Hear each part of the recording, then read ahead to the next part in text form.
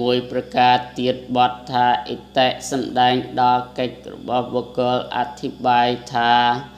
ពិតហើយធម្មតាកិច្ចរបស់បុគ្គលឈ្មោះថាព្រះអនន្តេសម្ដែងហើយដោយអិតិស័ព្ទដែលមានភាវៈប្រកាសអដ្ឋថា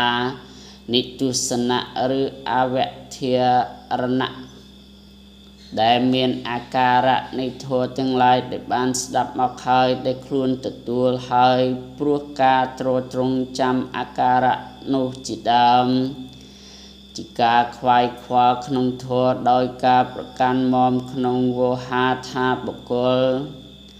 បទថាសតាំងសម្ដែងដល់កិច្ចរបស់វិញ្ញាណអធិប្បាយថាពិតហើយកិរិយាគឺការស្ដាប់របស់បុគ្គលដែលមានវេតថាបុគ្គលមិនសម្លឹងដល់វិញ្ញាណក៏មិនមានបទថាមេសម្ដែងដល់បុគ្គលដែលប្រកបដោយកិច្ចទាំងពីរអធិប្បាយថាពិតហើយការប្រព្រឹត្តទៅនៃសពថាមេមានធម៌ដ៏វិសេសដែលបានស្ដាប់មកហើយជាអារម្មណ៍ដោយចំណែកមួយប៉ុណ្ណោះហើយកិច្ចរបស់វិញ្ញាណក៏បីតាំងនៅក្នុងអារម្មណ៍នោះឯងតែក្នុងទីនេះ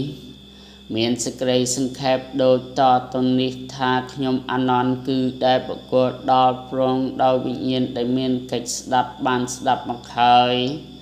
ដោយអំណាចនៃវិញ្ញាណដែលបានវោហាថាជាអ្នកមានកិច្ចស្ដាប់